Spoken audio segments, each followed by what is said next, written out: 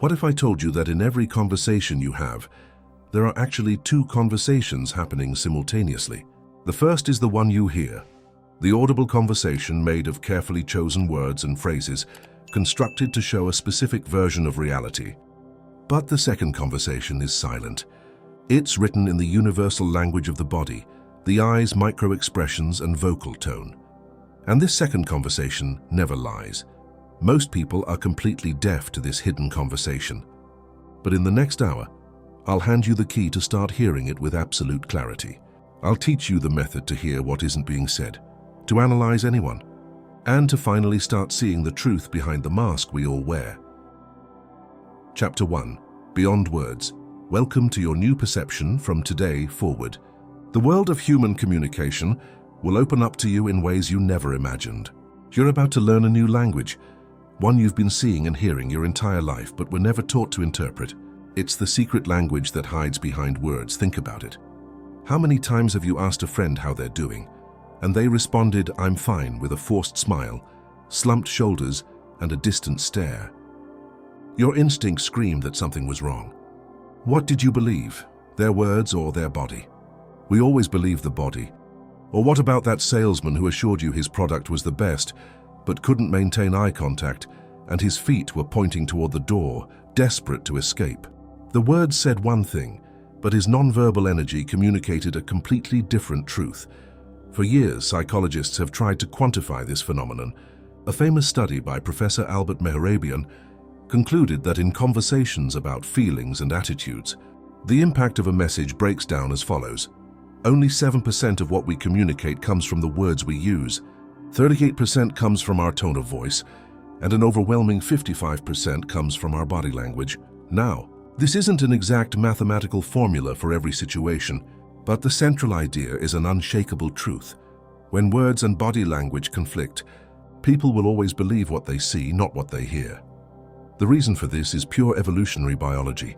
Our primitive brain, the limbic system, has been reading body language for millions of years to survive. Long before we developed complex language, we needed to know in a split second whether the stranger approaching our tribe was friend or foe. Was their posture open or threatening? Was their smile genuine or a grimace of aggression? This nonverbal detection system is fast, instinctive, and deeply rooted within us. Our logical brain, the one that processes words, is much younger and slower. That's why when instinct and logic clash, your intuition, that echo of your primitive brain, will always give you the warning signal. This guide is your training to sharpen that intuition and convert it into a conscious, precise skill. Over the next chapters, I'll give you the tools to become an expert observer. We'll stop being passive listeners and become active detectives of human behavior. We'll analyze the human face and its fleeting micro-expressions. We'll decode the secrets revealed by posture, gestures, and even the direction of feet. We'll learn to listen to the vocal nuances that betray deception. And most importantly, I'll teach you to establish a person's baseline, their normal behavior, so you can detect any deviation from that norm like a human lie detector. This knowledge won't make you cynical or distrustful. Quite the opposite. It will give you a superpower, the power of real empathy, because you'll understand what people truly feel, not just what they say they feel. And it will give you a shield, a way to protect yourself from deception and manipulation, allowing you to navigate the world with a new layer of security and confidence. Chapter 2. The canvas of the face. In the previous chapter, we established that the truth of human communication often lies beyond words. Now we're going to focus our magnifying glass on the most revealing and hardest to control part of the entire human body, the face. Think of it as a living canvas where our deepest emotions are projected.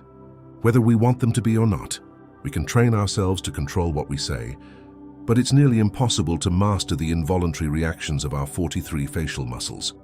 These contractions produce what are known as micro-expressions, flashes of pure, genuine emotion that last less than half a second. They're bursts of truth that filter through our social mask before our conscious brain can suppress them. Learning to detect them is like going from seeing the world in black and white to seeing it in emotional technicolor. Psychologist Dr. Paul Ekman dedicated his life to this study, even traveling to isolated tribes to prove that there are 7 universal emotions, whose expressions are identical across all cultures. These are joy, sadness, anger, surprise, fear, disgust, and contempt. Mastering their recognition will give you an incredible advantage. Let's analyze each one. Joy. The Duchenne smile, a fake smile, only uses the mouth. Genuine joy, known as the Duchenne smile, is almost impossible to fake. It involves not only lifting the corners of the lips, but also the contraction of muscles around the eyes, creating small wrinkles or crow's feet. If you see a big smile but the eyes remain cold and static, that happiness isn't real. Sadness. The eyebrow triangle. The most reliable signal isn't in the mouth, but in the eyebrows. In genuine sadness, the inner corners of the eyebrows rise and come together, forming a small triangle in the forehead skin. Additionally, the upper eyelids may appear droopy, and the corners of the mouth tilt slightly downward. Anger. The furious frown. Anger is easy to detect if you know what to look for. The eyebrows lower and come together in a deep frown. The eyes narrow into a hard, penetrating stare, and the lips press firmly together, sometimes revealing teeth in an aggressive gesture. A tense jaw is also a key indicator of contained fury. Surprise. The brief flash surprise is the briefest of all expressions. It's characterized by arched, raised eyebrows, eyes wide open showing more white than normal, and a slightly dropped jaw leaving the mouth slightly open. It's an instantaneous reaction to something unexpected. Fear. The tension. Grimace. Fear is often confused with surprise, but the difference is crucial. In fear, the eyebrows also rise, but they also pull together toward the center. The upper eyelids raise to maximum height, and the lips stretch horizontally toward the ears in a grimace of tension. Disgust. The nose. Wrinkle disgust is one of the most visceral expressions. Its epicenter is the nose. The key gesture is wrinkling the nose and raising the upper lip, sometimes showing the upper teeth. It's a primordial reaction to something we find repulsive, whether it's a bad smell or a morally repugnant idea. Contempt. The dangerous half smile. Finally, the most dangerous emotion, contempt, is the only universal expression that's asymmetric. It manifests as a half smile or smirk, where only one corner of the mouth tenses and rises. It's a signal of superiority and feeling that the other person is inferior. Detecting this in a negotiation, for example, tells you the other person doesn't respect you. It's a massive red flag. Practice makes perfect. How can you practice? Watch TV interviews with the sound off. When you see a possible flash of emotion, pause the video. Try to mimic the expression in a mirror to feel the muscles in your own face. This deliberate practice will sharpen your sight. But here's a crucial warning. A micro-expression tells you what emotion someone is feeling, but it doesn't tell you why. If you detect fear, don't assume they're lying. They might be afraid of not measuring up. Your job is to detect the emotion, and then with strategic questions, investigate the cause. Chapter 3. The body never lies if the face is the canvas where our emotions are projected. The rest of the body is the complete stage where the play of our true intentions is performed. While we're relatively aware of our face and often try to control our expressions, our body is a much more honest servant. It moves and reacts subconsciously, constantly revealing what the rational mind tries to hide. Learning to read this body language will give you X-ray vision in your social interactions. The power axis. Posture and space. Let's start with the axis of power, posture, and the space we occupy. A person who feels secure, powerful, and comfortable in a situation tends to expand. They adopt an open posture, shoulders back, chest open, arms and legs uncrossed, taking up space. These are territorial dominance gestures, primal signals that say, I'm here, I feel confident, and I'm in control. Conversely, a person who feels insecure, nervous, or defensive tends to shrink. They make themselves smaller, cross their arms over their chest like a protective barrier, cross their legs, hunch their shoulders. It's a subconscious attempt to protect their vital organs and go unnoticed. Observe how much space a person occupies, and you'll have the first major clue about their internal mental state. The honest feet now. Here's a secret that many novice observers overlook. Feet are the most honest part of the body. Why? Because they're the furthest from the brain, and therefore we control them least consciously. Feet act like a compass of our true intentions. The rule is simple. Feet point toward where the mind wants to go. If you're talking to someone and their torso and face are oriented toward you, but their feet are pointing toward the door, that person has subconsciously already ended the conversation and wants to leave. It's one of the most reliable signs of disconnection that exists. Pay attention to feet, and you'll know if you have someone's genuine attention. Arms and hands, the interaction tools. Let's move to arms and hands, the tools with which we interact with the world. As mentioned, arms crossed over the chest are a classic barrier. It's a gesture of self-protection, a self-hug that says, "I'm not open to what you're telling me," or "I feel uncomfortable." On the other hand, open gestures, and especially showing the palms of the hands, are signals of honesty and openness. It's an ancestral gesture that demonstrates you're not hiding a weapon. A person who speaks with palms up tends to be perceived as more credible. Hands can also be betrayers of deception.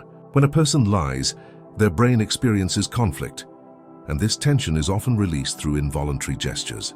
Pay attention to hand-to-face gestures. Touching the nose, covering the mouth as if trying to suppress false words, or rubbing an eye are classic indicators of possible deception. They're not definitive proof, but they are warning signals that tell you to pay more attention and ask more questions. The mirror effect, finally. There's a fascinating phenomenon called isopraxis, or simply mirroring. When two people feel a strong connection or are in agreement, they tend to unconsciously imitate each other's body language. If one crosses their legs, the other will do so a few seconds later. If one leans forward, the other will too. It's the subconscious way of saying, "I'm like you." We're in sync.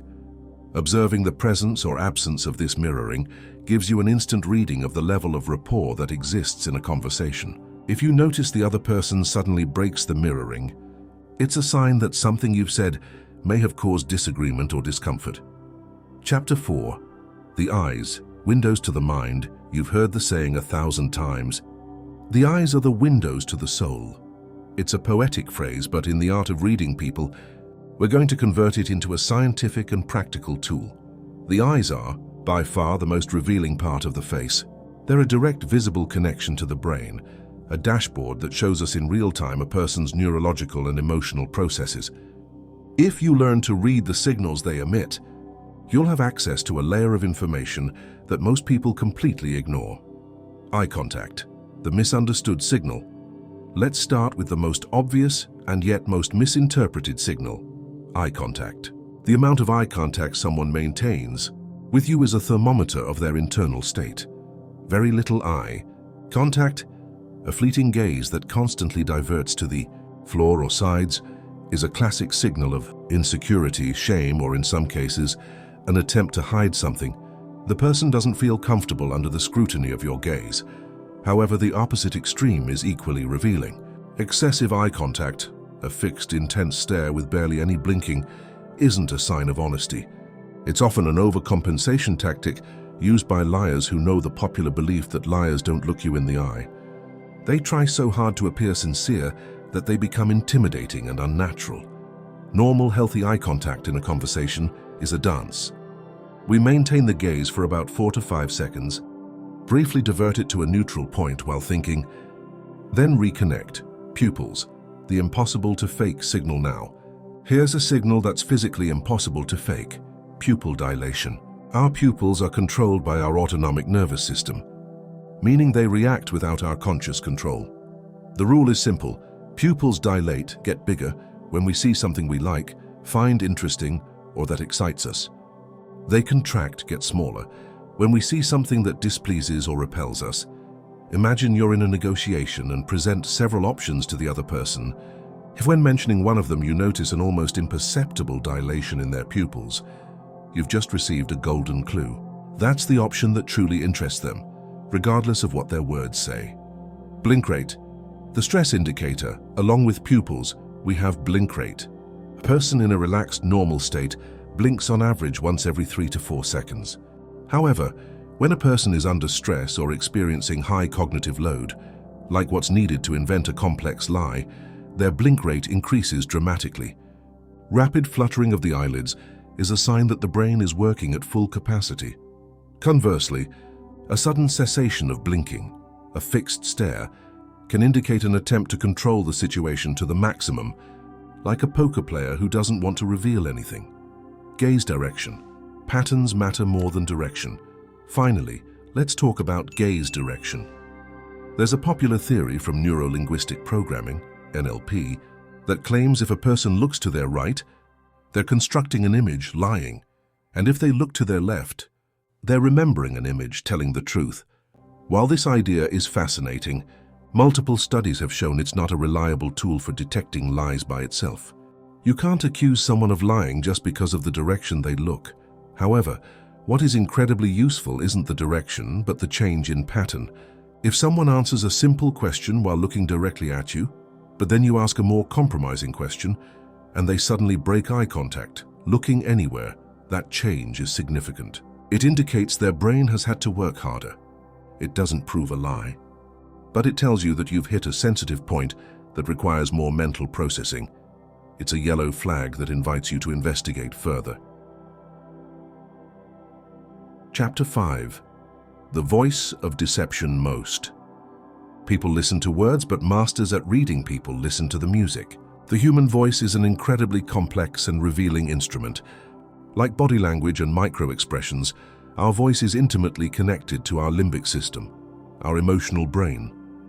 When we feel stress, fear, or the pressure to hide something, our voice often betrays us. Think of the voice as a natural polygraph that's constantly running.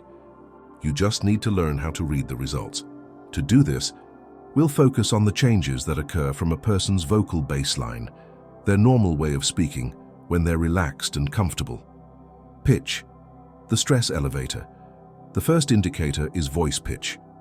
When a person is under stress, like the kind produced when lying, their vocal cords tend to tense involuntarily. This tension makes their voice pitch rise slightly.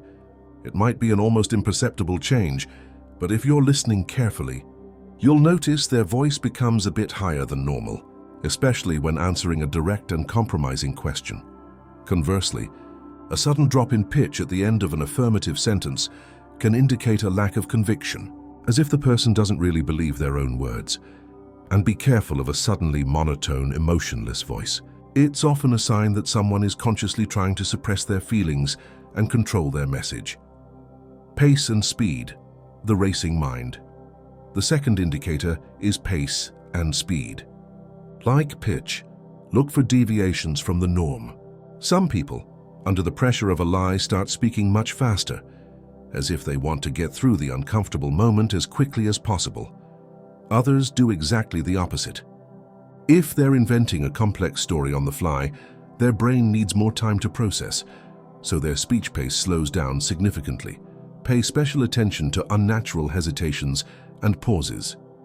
A normal pause occurs when we search for a word. A suspicious pause occurs before answering a simple question that shouldn't require reflection, like, "Where were you last night?"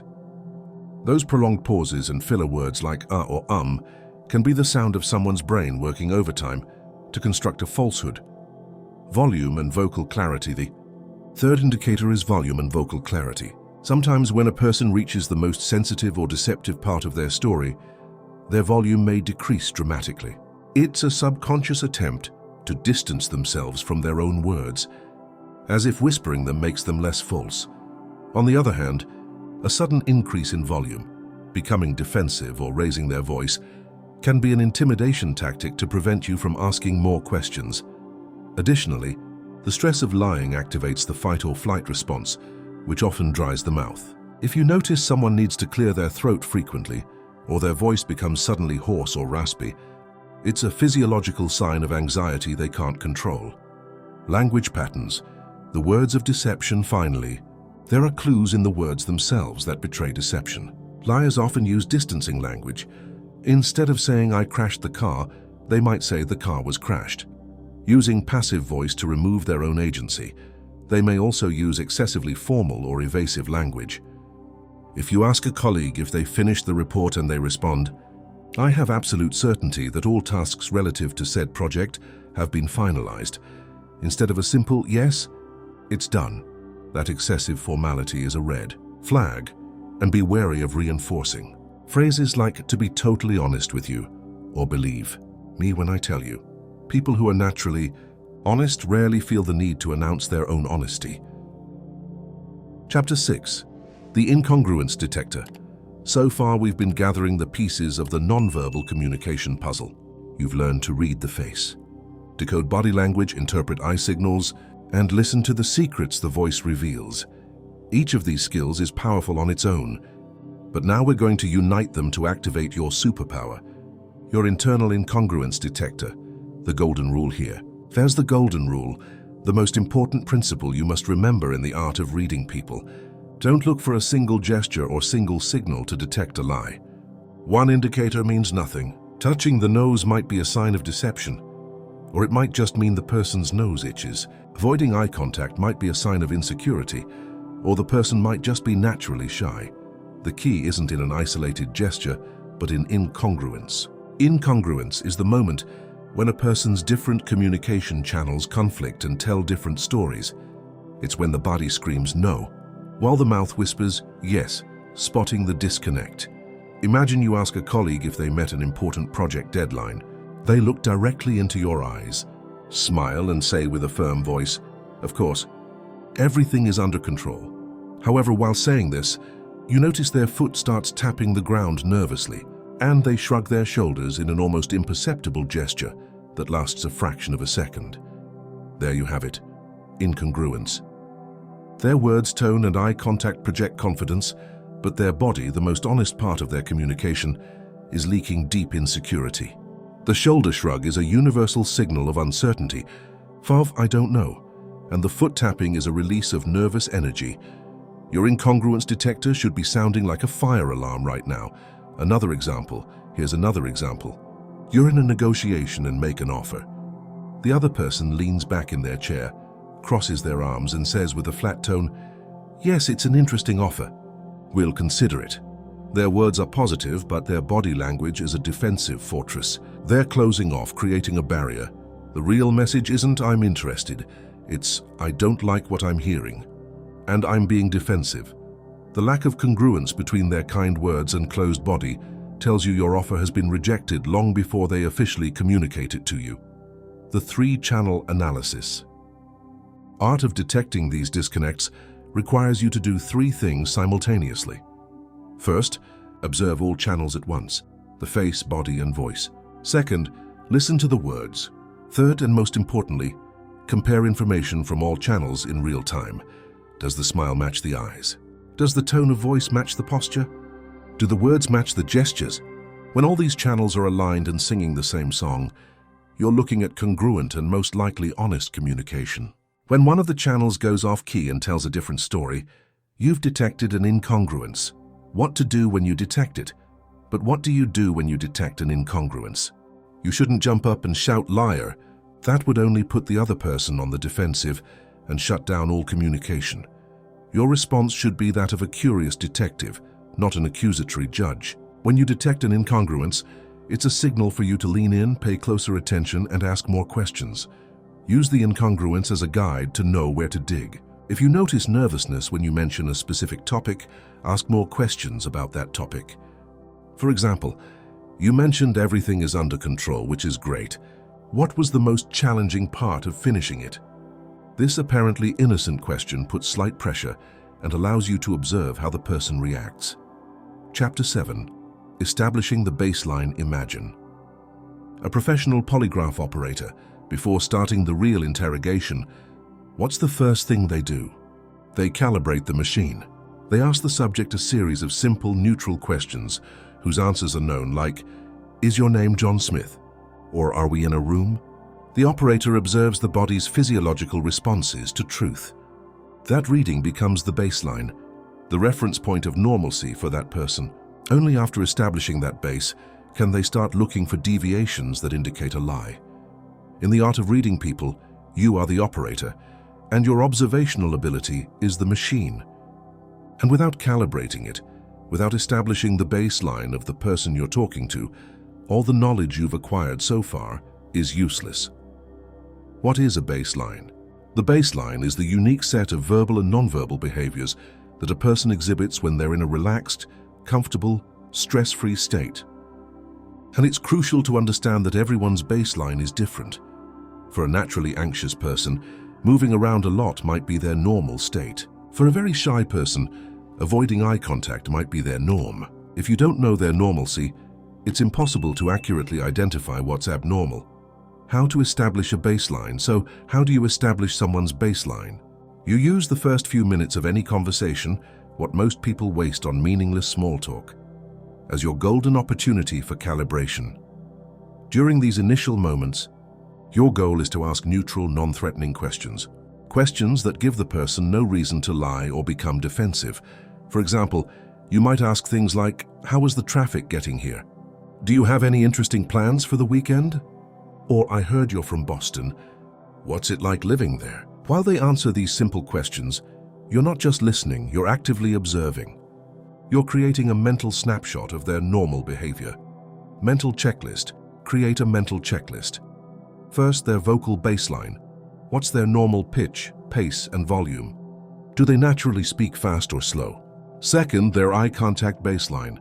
How much eye contact do they maintain when relaxed? Do they look directly, or does their gaze move naturally? Third, their postural baseline. How do they normally sit or stand? Are they expansive or more contained? Fourth, their gesture baseline. Do they have any habitual tics or gestures? Do they play with a pen, touch their hair, use lots of filler words like All of this is vital information. Using the baseline once you have this clear mental picture of their normalcy, you're ready to start the real work.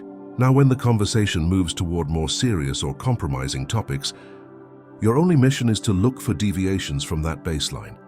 Imagine during the initial chat, the person spoke at a moderate pace and maintained good eye contact. That's their baseline.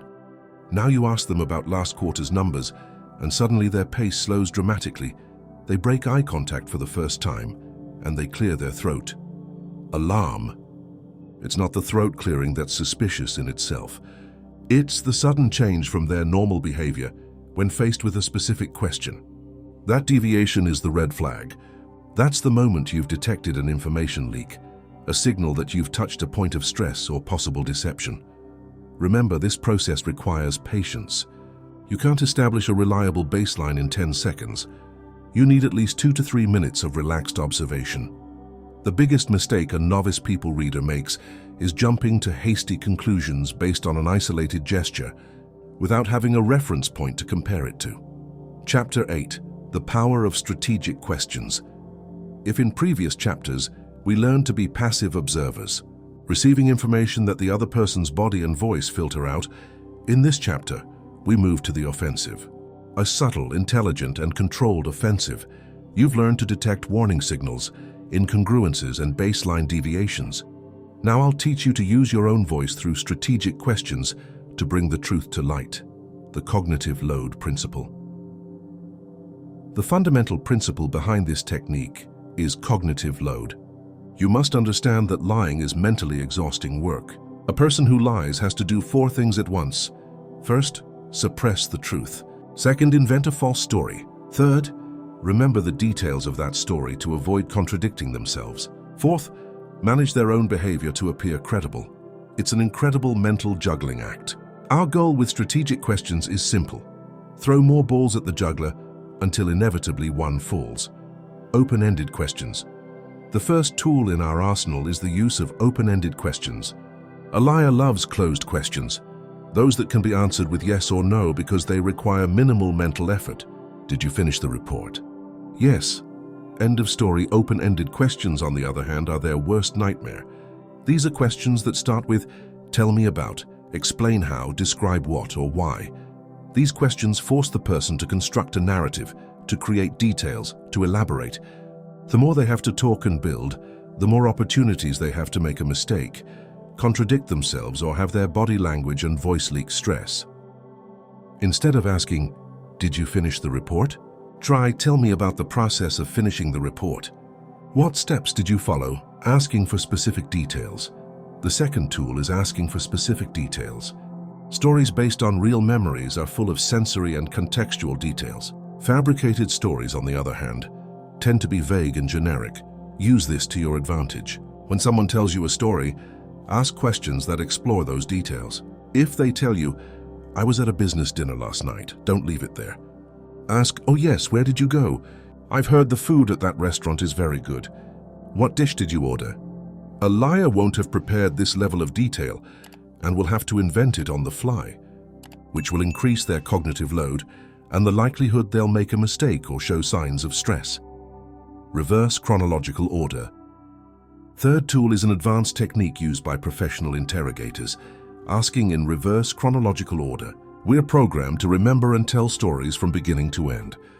Telling a story backward is incredibly difficult if you're making it up. For a person telling the truth, they're simply accessing their memories from a different point. It's difficult but feasible. For a liar, whose story is a logical construction step by step, it's almost impossible. Their prefabricated narrative crumbles. You don't have to be aggressive. Simply say, "Okay, I understand." So the client signed the contract at the end of the meeting. Tell me what happened just before they signed, and before that, what were you talking about? Watch how they respond to this challenge. Strategic silence. Finally, the simplest and sometimes most powerful weapon, strategic silence. After asking a direct, compromising question like, "Were you directly involved in that decision?" resist the temptation to fill the silence. Simply stay quiet. Maintain calm eye contact and wait. The pressure of that silence is immense. A liar will feel an overwhelming need to fill it, to keep talking to convince you. And often, in that nervous torrent of words, they contradict themselves or reveal information they didn't intend to share. Silence gives the other person the perfect stage to betray themselves. Chapter 9. Real World. Applications knowledge without the ability to apply it is simply intellectual decoration. Throughout this journey, you've accumulated an incredibly powerful arsenal of tools. You've learned to read the face, body, eyes, and voice. You've mastered the art of detecting incongruences, establishing baselines, and asking strategic questions. Now it's time to leave the training simulator and enter the arena of the real world. In this chapter, we'll unite all the theory to analyze 3 high-pressure scenarios we all face, and I'll show you exactly how to use your new skills to navigate them with a decisive advantage. Scenario 1. The negotiation. Whether you're negotiating a salary increase, the price of a car, or $1 million contract, your goal is the same. Understand the other person's true intentions and limits. The first thing you'll do is use the initial minutes of small talk to establish their baseline. Observe their posture, tone, and gestures when talking about neutral topics. Once the negotiation begins, your radar should be at 100%. When you present your first offer, don't just focus on their verbal response. Watch their face. Did you see a flash of contempt? That unilateral half-smile telling you they consider your offer ridiculously low? Did you see a micro-expression of surprise with arched eyebrows? Your offer might have been much better than they expected, and now you know you have control. If they tell you, "This is my final price, I can't go any lower," but while saying it, they break eye contact for the first time and their voice rises slightly in pitch, you've detected an incongruence. Their body is telling you there's more room to negotiate. Scenario 2. The first date. Here, your goal isn't to detect lies, but something much more subtle and valuable. Genuine interest. Do you want to know if the connection is real? The first sign to look for is mirroring. Is the other person subtly imitating your posture? Do they lean forward when you lean forward? This is the clearest sign of rapport and connection. Next, watch their feet. Do they point toward you throughout the conversation? Excellent sign. If their feet and torso start orienting toward the exit, their subconscious mind is already planning the escape. And of course, the eyes. When you talk about something you're passionate about, your dreams or a personal story, dare to look at their pupils. If you notice a slight dilation, it's an involuntary response from their nervous system indicating genuine interest and attraction. It's a signal that's impossible to fake. Scenario 3. The job interview. In this situation, you play a dual role. You must project confidence while simultaneously reading your interviewer to adjust your strategy. To project confidence, use what you've learned. Maintain an open, upright posture. Use gestures with palms up to convey honesty, and maintain firm but relaxed eye contact. But equally important is reading your interviewer. Establish their baseline while they ask you the easy initial questions. Then, when you answer a key question about your experience, look for signs of approval. Do they lean forward? Nod their head? Maintain strong eye contact? These are buying signals. They indicate interest in what you're saying. If Conversely, after a response they lean back, cross their arms, or show a micro-expression of doubt. That's your signal to give more details. Offer a concrete example or ask, "Would you like me to elaborate on that point?" This ability to read the room in real time differentiates you from 99% of other candidates. Chapter 10. Social Calibration as a Superpower. We've reached the end of our journey, and by now you're no longer the same person who started reading this guide. You've acquired a set of tools that grant you a perception most people don't possess. You've learned to see beyond words, to read faces, decode bodies, interpret eyes, and listen to truth in voices. You've become a human incongruence detector and know how to ask the right questions to bring truth to light. You have the knowledge, but knowledge without wisdom is incomplete. The real superpower, enhanced empathy. The biggest mistake you could make now is thinking that the only purpose of reading people is catching liars. That's a defensive, low-level application. It's like learning martial arts only to win fights. True mastery doesn't reside in confrontation, but in the ability to avoid it and create harmony. The true superpower of social calibration isn't lie detection, it's enhanced empathy. Now you have the ability to perceive people's real, emotional state beyond the mask they present to the ear. World, when your partner comes home after a bad day and tells you "I'm fine" with a tense voice and drooped shoulders, your old self might have accepted those words. Your new self, however, detects the incongruence. But your goal isn't to say, "I caught you, I know you're not fine." Your goal is to use that information to connect. It's to approach and say, "It looks like it's been a tough day. You don't have to talk about it if you don't want to. But I want you to know I'm here for you." See the difference? You've used your skill not to win a point, but to offer real support. This enhanced empathy will transform every single one of your relationships. You'll become a more attentive friend because you'll know when someone needs space to talk, even if they don't dare ask for it. You'll become a more inspiring leader because you'll be able to detect demotivation or confusion in your team before it becomes a problem. You'll become a fairer negotiator because you'll understand the other party's real concerns, not just their demands. You'll use your power to build bridges of understanding, not to exploit weaknesses. The responsibility of power. This brings us to the responsibility of this power. This knowledge is neutral. It can be used to build or to destroy. It can be used to manipulate, to find someone's insecurities and use them against them. But that's the path of hollow power, a path that inevitably leads to loneliness and distrust. True power, the kind that's sustainable and generates positive impact, lies in using this ability for mutual good. In using your capacity to read people, to communicate more honestly, to resolve conflicts before they escalate, and to create an environment of trust around you. Your incredible journey. A review. Let's do a brief review of your incredible journey. You started by understanding that real communication lives beyond words. Then you became a detective of the face, learning to read fleeting micro-expressions. You deciphered body language and the secrets of the eyes. You learned to listen to the music of the voice and to detect the incongruences that betray truth. You calibrated your perception by establishing baselines and learned to ask strategic questions that reveal what's hidden. Finally, you put everything into practice in real-world scenarios. You'll never have a conversation the same way again, where before you only heard words, now you'll see a universe of nonverbal communication. You've sharpened your perception and developed a superpower that will accompany you for the rest of your life. The ethical framework. But remember, use it with curiosity, with compassion, and with integrity. The world is an open book, full of stories, emotions, and hidden intentions. Now finally, you have the ability to read it. When you detect fear in someone's micro-expressions during a business meeting, ask yourself, are they afraid of being discovered in a lie, or are they afraid of not being good enough? Your job isn't to assume the worst, but to investigate with empathy. When you notice someone's body language closing off during a conversation, don't immediately think they're being deceptive. Maybe they're feeling overwhelmed, misunderstood, or simply need a moment to process. Use your observations as a guide to offer support, not as ammunition for accusations. The master's mindset. True mastery in reading people comes with what I call the master's mindset. It's the understanding that this skill is not about having power over others. but about having deeper connections with others. It's about seeing people not as targets to be analyzed, but as fellow humans whose inner experiences are complex, valid, and deserving of respect.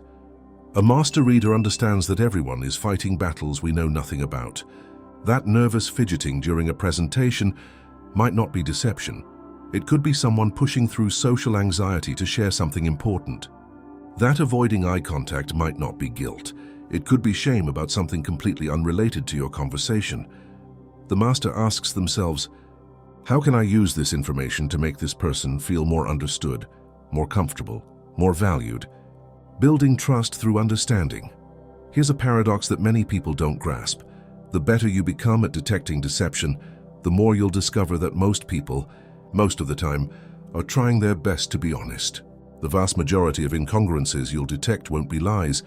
They'll be internal conflicts, mixed emotions, social anxiety, or simply the gap between how someone feels and how they think they should feel.